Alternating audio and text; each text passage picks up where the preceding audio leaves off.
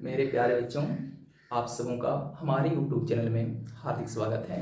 आज एक महत्वपूर्ण टॉपिक जो कि मैथमेटिक्स से है वो चर्चा करने वाले हैं। हम लोग इसमें 3 टॉपिक्स पर चर्चा करने वाले हैं। पहला टॉपिक इस विषय पर होगा कि अगर हम 2 या 2 से अधिक परिमेय संख्या को आपस में जोड़ें या फिर घटाएं, गुणा करें अथवा फिर भाग लगाएं तो उनका परिणाम किस रूप में प्राप्त होगा। कहने का मतलब है उसका रिजल्ट हमें परिमेय संख्या के रूप में प्राप्त होगा या फिर कोई अपरिमेय संख्या के रूप में प्राप्त होगा। पहला मुद्दा इस पर होगा।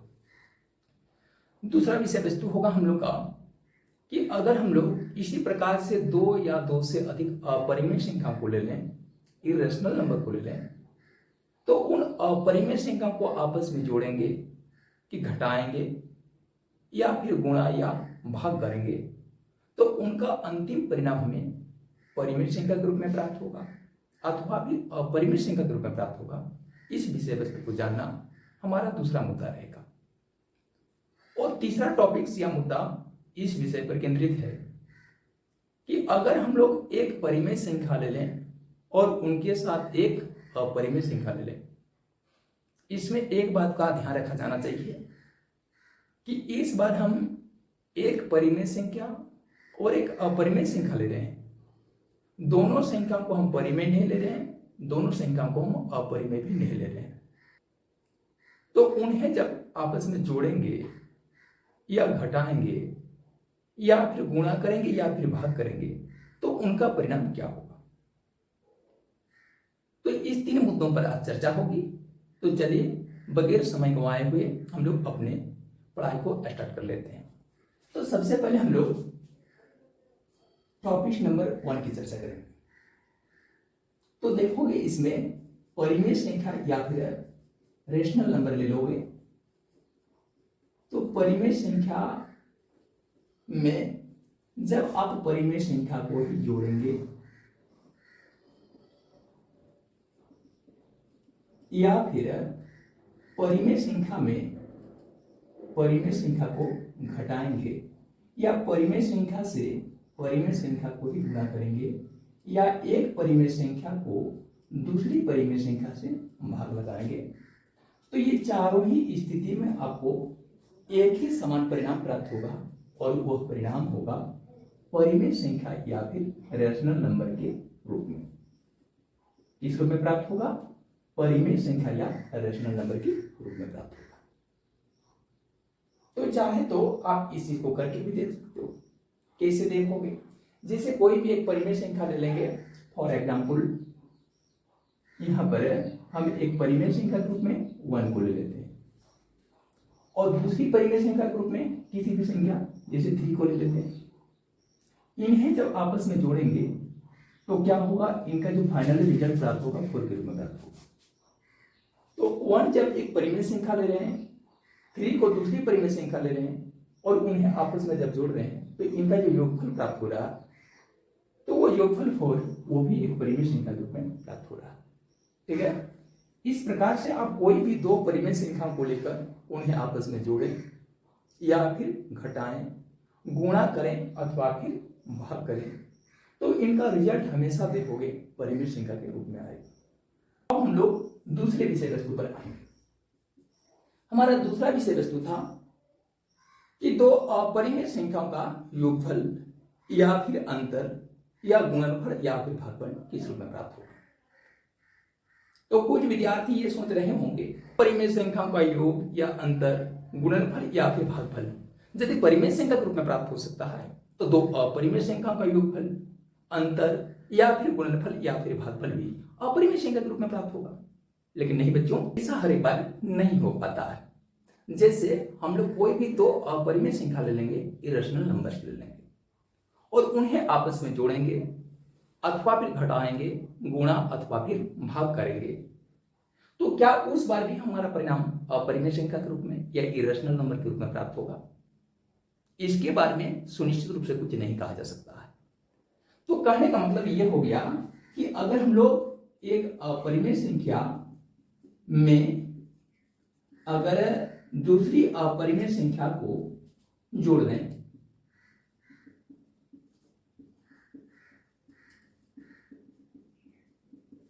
ठीक है। या फिर एक अपरिमेय संख्या में दूसरी अपरिमेय संख्या को घटा दें, या एक अपरिमेय संख्या में दूसरी अपरिमेय संख्या को मल्टीप्लाई कर दें, एक अपरिमेय संख्या को दूसरी अपरिमेय संख्या से डिवाइड कर दें, भाग लगा दें। तो इस वर्ग का परिणाम क्या होगा? क्या इस वर्ग का परिणाम हमें अपरिमेय संख्या के रूप में प्राप्त होगा या परिमेय संख्या के रूप में प्राप्त होगा? ये जरूरी नहीं होता कि दो अपरिमेय संख्याओं का योगफल अपरिमेय संख्या ही हो। कई बार की वो परिमेय संख्या के रूप में और कई बार की वो अपरिमेय संख्या के रूप में प्राप्त हो सकती है। उसी प्रकार से कोई भी दो अपरिमेय संख्या का जो अंतर होगा, जरूरी नहीं कि हर एक बार आपको अपरिमेय संख्या के रूप में प्राप्त हो, तो कभी अपरिमेय संख्या के रूप में प्राप्त होगी और कभी उसका अंतर परिमेय संख्या के रूप में प्राप्त होगी। वही बात गुणनफल और भागफल वाले मुद्दे पर भी है। दो अपरिमेय संख्या को अगर परस्पर हम गुणा करेंगे तो प्राप्त गुणनफल जो है हर एक बार हमको अपरिमेय संख्या के रूप में मिलेगा, इसकी हम कोई गारंटी नहीं ले सकते हैं। कई बार की वो गुणनफल परिमेय संख्या के रूप में प्राप्त होगा और कई बार की वो गुणनफल अपरिमेय संख्या के रूप में प्राप्त होगा। वही बात विभाजन वाले मुद्दे पर भी है। इसलिए इनका फाइनल रिजल्ट के तौर पर यह कहना सबसे परफेक्ट रहेगा कि दो अपरिमेय संख्या का योगफल या अंतर गुणनफल या भागफल परिमेय संख्या भी हो सकती है, ऑब्लिक अपरिमेय संख्या भी हो सकती है। और परिमेय संख्या ऑब्लिक हम लोग क्या लिखेंगे? परिमेय संख्या हो सकती है। माने ये दोनों में से कुछ भी हो सकता है। जैसे उदाहरण के तौर पर कहेंगे कि करके दिखाएं, तो जैसे एक अपरिमेय संख्या के रूप में हम लोग √2 को ले सकते हैं और एक दूसरी अपरिमेय संख्या के रूप में √3 को ले सकते हैं। इन्हें अगर आपस में जोड़ेंगे तो √2 + √3 का जो योगफल होगा वो √2 + √3 के रूप में ही आ जाएगा। इसका शॉर्टेस्ट फॉर्म बनेगा नहीं, संक्षिप्त रूप बनेगा नहीं। तो उस स्थिति में ये जो संख्या प्राप्त हो गई √2 + √3 वो कैसी संख्या है? अपरिमेय संख्या है। यह अपरिमेय संख्या है। परंतु अगर हम लोग एक अपरिमेय संख्या के रूप में √5 को ले लें और दूसरी अपरिमेय संख्या के रूप में -√5 को ले लें, आपको ख्याल रखना चाहिए कि -√5 भी एक अपरिमेय संख्या है, भले वो अपरिमेय संख्या ऋणात्मक है। ठीक है। और उनको अगर हम लोग आपस में जोड़ें तो उस स्थिति में क्या प्राप्त होगा? जरा करके देखें आप। तो देखोगे इनका जब ब्रैकेट तोड़ोगे तो प्लस इंटू प्लस क्या हो जाएगा? प्लस √5 के √5 हो जाएगा, फिर प्लस इंटू माइनस माइनस, फिर √5 के √5 हो जाएगा। √5 एक समान या सजातीय पद हैं, परंतु उनके जो चिन्ह हैं वो पॉजिटिव नेगेटिव में है, धनात्मक और ऋणात्मक चिन्ह के रूप में है। सो ये दोनों राशियां आपस में कट जाएंगी और फाइनली प्राप्त परिणाम क्या होगा? 0 होगा। और आप सबों को पता होना चाहिए कि 0 किस प्रकार की राशि है? परिमेय संख्या वाली राशि है। तो उस स्थिति में 0 को हम लोग किस रूप में प्राप्त कर रहे हैं? परिमेय संख्या के रूप में प्राप्त कर रहे हैं। तो यहां आपने क्या देखा कि दो अपरिमेय संख्या को जब जोड़ रहे हो तो एक बार उसका परिणाम प्राप्त हो रहा है अपरिमेय संख्या के रूप में, और जब दो अपरिमेय संख्या को भी यहां पर जोड़ा जा रहा है तो एक बार उसका परिणाम प्राप्त हो रहा है परिमेय संख्या के रूप में। इसी प्रकार से आप लोग अंतर में, अपरिमेय संख्याओं के अंतर में, अपरिमेय संख्या के गुणनफल में और अपरिमेय संख्या के विभाजन प्रक्रिया या भाग के प्रक्रम में भी देखो कि हर एक बार का परिणाम परिमेय संख्या के रूप में प्राप्त होगा कि प्रत्येक बार का परिणाम अपरिमेय संख्या के रूप में प्राप्त होगा, ऐसा निश्चित रूप से कुछ भी नहीं कहा जा सकता। तीसरे टॉपिक पर चलेंगे। ये तीसरे टॉपिक में आएंगे तो इस बार हम लोग ना तो दोनों संख्याओं को परिमेय लेंगे और ना तो दोनों संख्याओं को अपरिमेय लेंगे। इस बार हमारा चयन क्या होगा? एक परिमेय संख्या और एक अपरिमेय संख्या को लेकर होगा। ठीक है। आप कोई भी एक परिमेय संख्या ले लेंगे और कोई भी एक अपरिमेय संख्या ले लेंगे। ठीक है। तो यहां पर क्या करेंगे? हम लोग कोई भी एक परिमेय संख्या लेंगे। चाहे तो आप परिमेय संख्या को फर्स्ट में या शुरू में लिख सकते हो, अपरिमेय संख्या को बाद में लिखोगे, या अपरिमेय संख्या को फर्स्ट में लिख लो तो फिर परिमेय संख्या को बाद में लिखोगे। तो दो संख्याएं दो कैटेगरी की होनी चाहिए। एक हो गई जैसे परिमेय संख्या तो दूसरी होगी अपरिमेय संख्या। तो एक परिमेय संख्या और एक अपरिमेय संख्या को अगर आपस में हम पहले जोड़ें, प्राप्त परिणाम क्या होगा कि एक परिमेय संख्या है उसमें से अगर एक अपरिमेय संख्या को घटा दें तो इसका रिजल्ट हमें किस रूप में प्राप्त होगा? तो पहले हम लोग जोड़ और घटाव की प्रक्रिया को समझ लेते हैं। उसके बाद गुणा और विभाजन की प्रक्रिया को समझेंगे।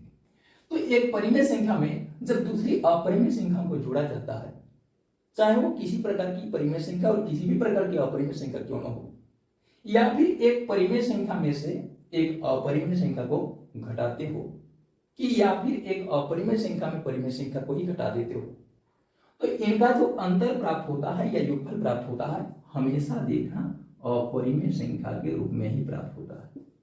किस रूप में प्राप्त होता है? अपरिमेय संख्या या इरेशनल नंबर के रूप में प्राप्त होता है। कभी भी यहां आपका रिजल्ट परिमेय संख्या के रूप में प्राप्त नहीं होगा। अब रही बात गुणनफल और भागफल की, तो यहां पर एक शर्त जुड़ जाता है कि एक शून्येतर यहां पर किसी भी प्रकार की परिमेय संख्या लेने से होगा नहीं। यहां पर एक ऐसी परिमेय संख्या लेनी होगी जो कि शून्येतर परिमेय संख्या आपके दिमाग में चलेगा। ये शून्येतर क्या होता है? शून्येतर का मतलब हो गया शून्य को छोड़कर, नॉन जीरो जिसको कर सकते हो, यानी ऐसी परिमेय संख्या जिसका मान 0 न हो, शून्य न हो। क्योंकि आप सबको पता है कि शून्य क्या है? एक परिमेय संख्या है। तो अगर यहां पर कोई शर्त हम न रखें और केवल परिमेय संख्या इसको कर दें, तो कोई विद्यार्थी को छूट मिल जाएगी कि वह परिमेय संख्या की जगह पर शून्य भी ले सकता है। तो अगर इस तरह की परिमेय संख्या के रूप में वो शून्य ले लिया, तो फिर हमारा ये सिद्धांत खत्म हो जाएगा, ढह जाएगा, गलत हो जाएगा। इसलिए हम उनको रोकने के लिए यहाँ पर एक शर्त जोड़ दिए हैं, वो है शून्येतर परिमेय संख्या। भाई साहब, आप परिमेय संख्या तो ले सकते हो, लेकिन शून्य को मत लीजिए। यद्यपि शून्य एक परिमेय संख्या, लेकिन उसको मत लीजिए अभी, क्योंकि उसमें शर्त जुड़ा हुआ है। तो इसलिए एक शून्येतर परिमेय संख्या यानी नॉन जीरो रेशनल नंबर, तो एक शून्येतर परिमेय संख्या ले लें और उन्हें एक अपरिमेय संख्या से क्या कर दें? गुणा कर दें, इरेशनल नंबर से मल्टीप्लाई कर दें। तो इनका जो गुणनफल प्राप्त होगा वह भी देखोगे हमेशा अपरिमेय संख्या के रूप में प्राप्त होगा। किस रूप में प्राप्त होगा? अपरिमेय संख्या के रूप में प्राप्त होगा। कि एक शून्येतर परिमेय संख्या को यदि हम लोग एक अपरिमेय संख्या से भाग लगाएं, तो इनका भागफल किस रूप में प्राप्त होगा? कि इनका भागफल भी आपको अपरिमेय संख्या के रूप में प्राप्त होगा। ठीक है, लेकिन इसमें परिमेय संख्या के साथ शर्त है शून्येतर परिमेय संख्या आपको लेनी है। यदि हम लोग इस शर्त को अगर हटा दें, यानी हम लोग किसी भी प्रकार की परिमेय संख्या को अगर किसी भी अपरिमेय संख्या के साथ गुणा करें या फिर भाग लगाएं, तो क्या हर एक बार हमको अपरिमेय संख्या प्राप्त होगी? जी नहीं। उस स्थिति में कभी आपको परिमेय और कभी आपको अपरिमेय संख्या प्राप्त हो जाएगी। तो यदि आप चाहते हैं कि मेरा गुणनफल, आपका गुणनफल या भागफल अपरिमेय संख्या के रूप में ही प्राप्त हो, तो उस स्थिति में आपको चाहिए कि आपको लिया जाने वाला, आपके द्वारा लिया जाने वाला परिमेय संख्या का मान शून्य नहीं होना चाहिए। खास करके ये प्रक्रिया गुणा और विभाजन की प्रक्रिया के साथ लागू करना है। ठीक है, तो यहां पर आप लोग एक शब्दों में ऐसा कर सकते हो कि कोई भी एक परिमेय संख्या और एक अपरिमेय संख्या का योगफल या अंतर हमेशा और हमेशा अपरिमेय संख्या के रूप में प्राप्त होता है। परंतु यहां पर यदि एक परिमेय संख्या, हम शून्येतर शब्द का उल्लेख नहीं कर रहे हैं, एक परिमेय संख्या और एक अपरिमेय संख्या के गुणा और भाग की अगर बात कर ले हम, तो उस स्थिति में अगर शून्येतर के शब्द को हटा दिया जाए, तो एक परिमेय संख्या और एक अपरिमेय संख्या का गुणनफल या भागफल वो जरूरी नहीं कि आपको अपरिमेय संख्या के रूप में ही प्राप्त हो, वो कभी कभी परिमेय संख्या के रूप में भी प्राप्त हो जाए। जैसे उदाहरण के तौर पर आप केवल परिमेय संख्या का उल्लेख किया हो, तो परिमेय संख्या में तो जीरो की राशि भी आ जाती है। तो एक परिमेय संख्या जीरो को अगर गुणा कर दें हम लोग एक अपरिमेय संख्या रूप से, तो गुणनफल किस रूप में प्राप्त होगा? जीरो के रूप में प्राप्त होगा। तो फिर जीरो क्या एक आपका इरेशनल नंबर है? अपरिमेय संख्या है क्या? नहीं है ना। लेकिन ये तो कहा था कि आपको अपरिमेय संख्या प्राप्त होगा। तो ये देखो कि प्राप्त गुणनफल जीरो वो हमें एक परिमेय संख्या रूप में प्राप्त हो जाएगा। और ऐसा क्यों हुआ? उसका एक ही रीजन रहा कि हमने परिमेय संख्या के लिए जो शर्त जोड़ रखी थी, शून्येतर शब्द, उसको हमने यहां पर तोड़ दिया है। तो शर्त को अगर हम लोग तोड़ दें, तो उस स्थिति में प्राप्त परिणाम परिमेय संख्या के रूप में भी प्राप्त हो सकती है और परिमेय संख्या के रूप में भी प्राप्त हो सकती है। ठीक है, जैसे यहां देखें कि एक परिमेय संख्या को एक अपरिमेय संख्या से गुणा किए तो गुणनफल आ गया परिमेय, लेकिन हर एक बार परिमेय भी नहीं आए। जैसे एक परिमेय संख्या ले लेंगे 1/2 और इनको गुणा कर देंगे एक अपरिमेय संख्या √3 से, तो प्राप्त गुणनफल क्या होगा इसका देख लें। तो 1 × √3 बट्टा 2 × 1 2 और √3/2 कैसी संख्या हो जाएगी, एक अपरिमेय संख्या हो जाएगी। तो क्या देख रहे हैं यहाँ पर कि यहाँ भी एक परिमेय संख्या, ये भी एक परिमेय संख्या, ये एक अपरिमेय संख्या, ये भी एक अपरिमेय संख्या, दोनों के बीच में देखिए गुणा का ही काम हुआ। तो एक बार आपको रिजल्ट के तौर पर परिमेय संख्या प्राप्त हो रही है और एक बार आपको रिजल्ट के तौर पर अपरिमेय संख्या प्राप्त हो रही है।